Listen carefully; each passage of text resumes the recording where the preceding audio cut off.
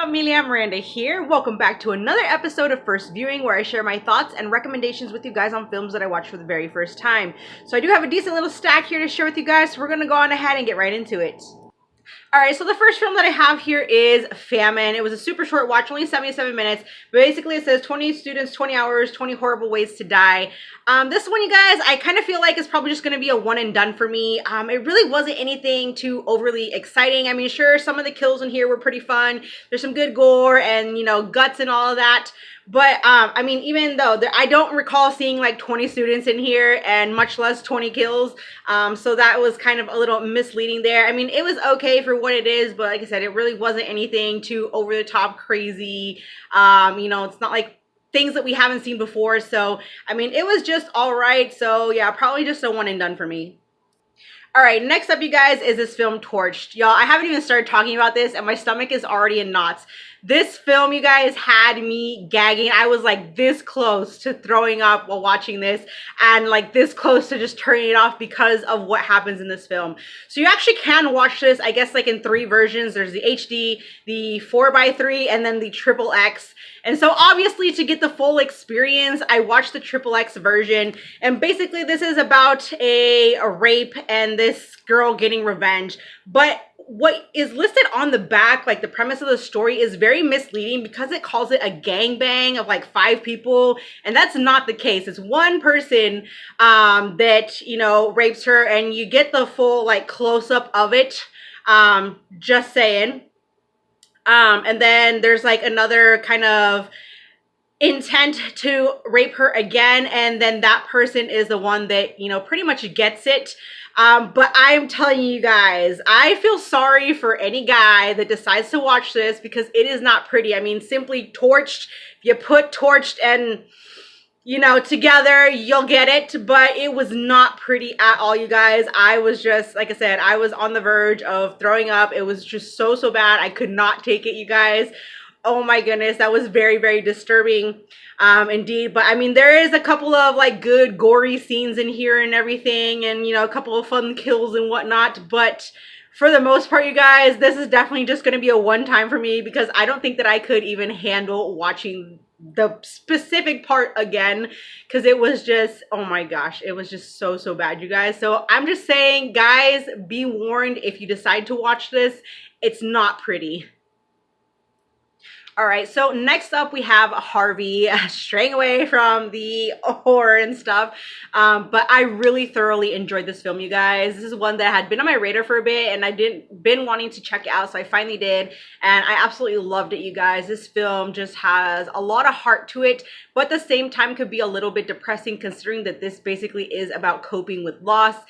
James Stewart's character, obviously his way of coping is in the form of a giant imaginary rabbit and stuff. So but it is, you guys, his performance in here was outstanding. I just absolutely loved his character in this. He was loads of fun and it was just a blast, you guys. It's a very easy watch, but it has so many like fun moments and like just kind of heartfelt moments and stuff like that. And I mean, James Stewart's character in here, he's just so freaking likable, despite everybody thinking that he's crazy because he's talking to this imaginary rabbit and whatnot. And it's basically about, you know, his sister and niece wanting to put him in like an insane asylum just because of the whole rabbit situation and whatnot. And but, you know, as the kind of night passes on, it basically kind of leads them to, you know, not want to do that anymore and stuff. But it is such a beautiful film, you guys. If you haven't seen it, I highly recommend you check this one out because you are going to love it. I know I thoroughly enjoyed this one, and all the performances throughout. The comedy in here is great, and it's just a fun watch, full of heart. And like I said, I mean, it can definitely get to you a little bit here and there, but I really love this film. All right, next one I have here is Send Me No Flowers. So another film starring Rock Hudson and Doris Day. I will say I didn't enjoy this one as much as, say, Pillow Talk. I thought that their chemistry in Pillow Talk was just absolutely amazing. This one, it felt a little bit off. It just really wasn't the same, but it was still a fun film nonetheless. Definitely has some good like comedic elements to it.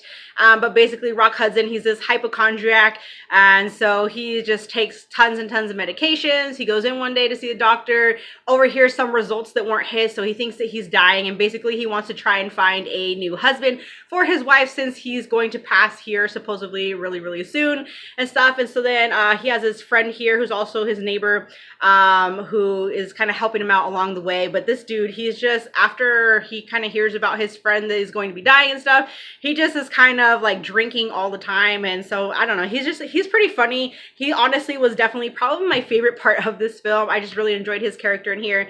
But yeah, I mean, it's a solid watch, but nothing too like over the top funny or anything like that.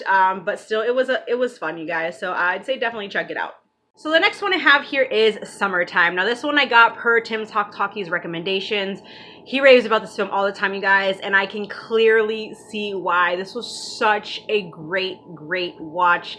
Katharine Hepburn in this is just absolutely amazing. She's stunning, and the whole Venice backdrop, the cinematography in this, the brightness of just the whole like background setting and everything is just beautiful, just amazing cinematography. And just the story of this is just such an easy watch, but it's just so kind of like heartfelt. It's just a very kind of like feel good type of film, and I really thoroughly enjoyed this one. Like I said, Katharine Hepburn, she's just delivered a amazing performance in this. It's just honestly a beautiful story for this film, and just the whole, you know, Katharine Hepburn's character arriving to Venice, you can tell that she's kind of on, you know, the downside a little bit, you know, like feeling down and like just longing. She's longing for something more like love or whatever it is. And she happens to find that in Venice. I mean, we all know kind of what they say about Venice and stuff. And it's just, it was kind of an interesting love story, the way things actually played out. But nonetheless, it's such a feel-good film, you guys. And this is definitely one that you could just pop on and just be put into a good mood because of it. But yeah, I highly recommend you check this one out if you haven't, because it is just so good, you guys. Like I said, the cinematography in here is just absolutely stunning, and it is just kind of, in a way, a simple storyline, but you're just really feeling the story. All right, next up we have Sisu. I thoroughly enjoyed this one, you guys. There is some good action elements, lots of gore, you guys. Like, even hubby, he was like, man, why is there so much gore in this? I was like, I thought you liked gore. And he's like, yeah, but not that much. So it's pretty dang gore, you guys. It's a solid storyline for sure. Your main dude, he literally does not talk at all in this movie up until like the last 2 seconds. No joke. But yes, this is just a really badass flick. I mean, just your main dude right here. He is just a total freaking badass for sure. He just goes crazy and everything, trying to protect his gold and stuff. So yeah, pretty awesome flick, you guys. I highly recommend it if you're into the whole action type stuff here. He's just fighting off all these Nazis and everything. It's crazy, insane.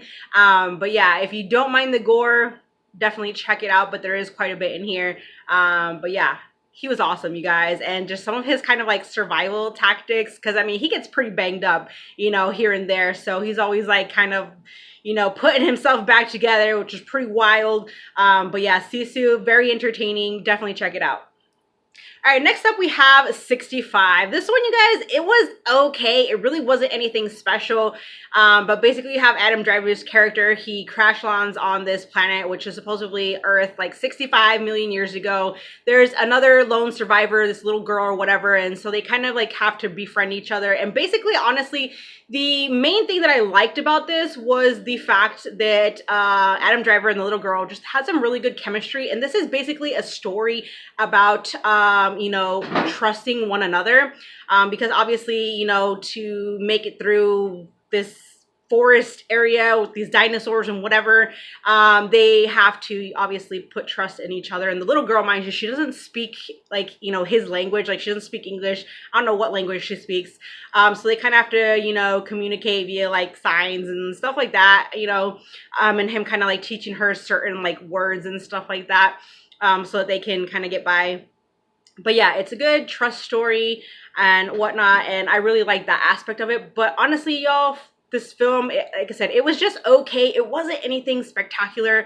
I mean, you saw a little bit of dinosaurs like here and there, but it wasn't anything like exciting. I kind of would have expected more dinosaurs in this, I guess you could say. But yeah, I kind of felt like it lacked a little bit more like dinosaur interaction and stuff like that. They said they just kind of popped up here and there and whatnot. And I mean, him and the little girl, they get into all these different situations and stuff, and so they have to help each other out of it. But basically, they're at like point B and they want to get to point A where the other half of the ship or whatever is and stuff. So I don't know. There was also some interesting kind of dinosaurs in here, which was kind of cool to see. But for the most part, like I said, it's not exciting. It's not really, you know, anything too over the top or whatever. So I mean, it was just okay, not really highly rewatchable in my opinion, but that's just me. If you guys have seen it, let me know your thoughts on it. But yeah, it's not one that I'll be watching frequently. All right, next up is Killing Spree.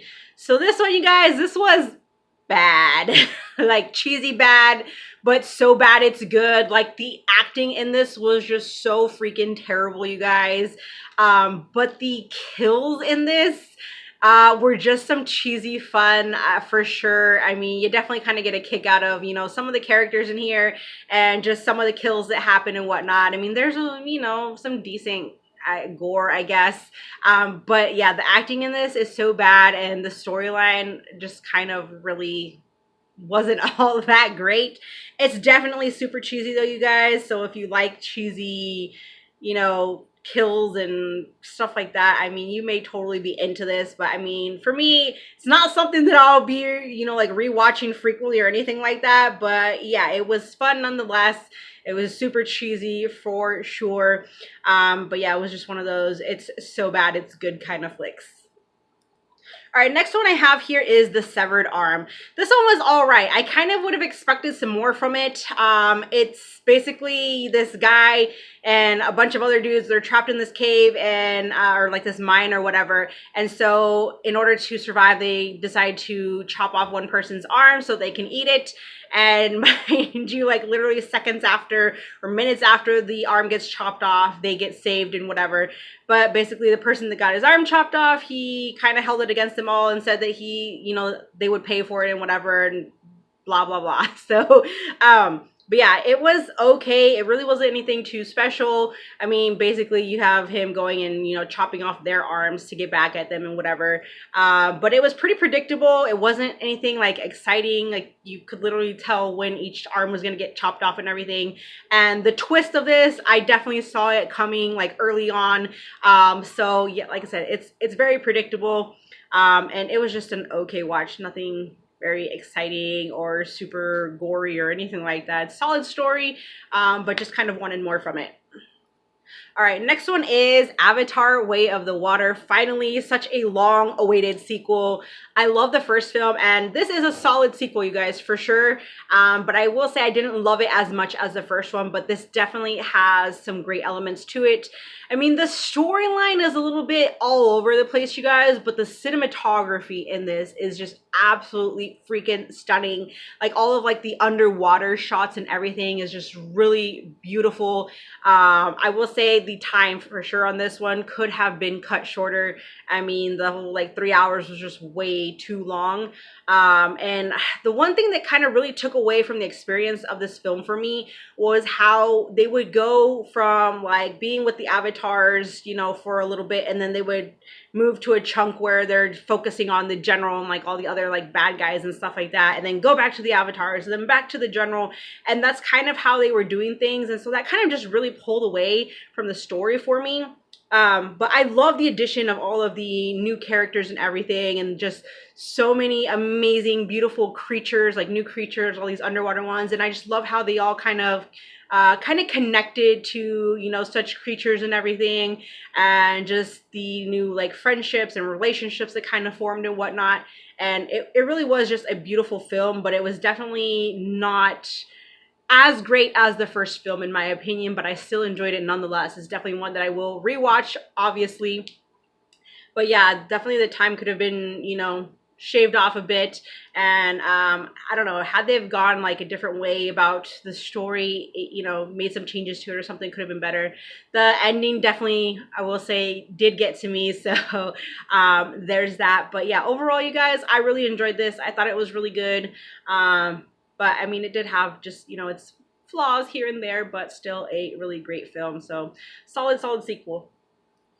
All right, we got Knock at the Cabin. So finally watched this one. You guys know I have mentioned that I am a big M. Night Shyamalan fan, and there has not been a film of his that I did not like. I mean, there's some that, you know, I may love and some that I may only like, but there's none that I've actually like hated, like just did not like it at all. But I know this one definitely got a lot of mixed reviews. You either liked it or you didn't. I thoroughly enjoyed this one, you guys. I really, really did like it. Batista, you guys, I can definitely see him doing more serious roles. He was honestly probably the best part of this film. His performance was outstanding, and he definitely pulled off the whole seriousness. So I would love to see him in some more serious roles for sure. But this honestly is just one of those films that's like a thinker. It just makes you think, you know, like what if this actually, you know, was something to happen, if, you know, humanity depended on the life of like one person or whatever, like one sacrifice and stuff. So yeah, Batista was great. The little girl in this, she was absolutely fantastic as well. I really enjoyed her. And even the two dads, they were pretty good. The one to go wasn't exactly what I was expecting. I was kind of expecting it to go a little bit of a different route, but I'm not mad about it. But yeah, overall, I thought that this was a really great film, you guys. And I mean, it just kind of taking place there at the cabin and stuff. I really, really enjoyed this one. So yeah, I highly recommend you check this one out. All right, so the last two that I have here, they kind of go hand in hand. They definitely made for a great double feature. I mean, that's how I watch them anyways. So we have Don't Tell Mom the Babysitter's Dead and Adventures in Babysitting. I know it's crazy to think that I had never seen these before. But I've thoroughly enjoyed both of these. You know, they kind of have some similarities, but they're also very different. And both the lead actresses in these, so this one, Christine Applegate, and then Elizabeth Shue in here, they were both fantastic. This one, obviously, you know, the babysitter suddenly dies, and so they don't want to tell their mom, who's away in Australia. And so the older sister, who was played by Christina Applegate, she, you know, kind of takes on a job and everything to kind of help them get by and stuff like that. And yeah, so I mean, it was fun for sure, you guys. I really enjoyed this one. And then obviously Adventures in Babysitting here. This one too was just a lot of fun. They definitely went through a lot throughout the night. So that was definitely kind of made this one a fun watch for sure. But yeah, I thoroughly enjoyed both of these.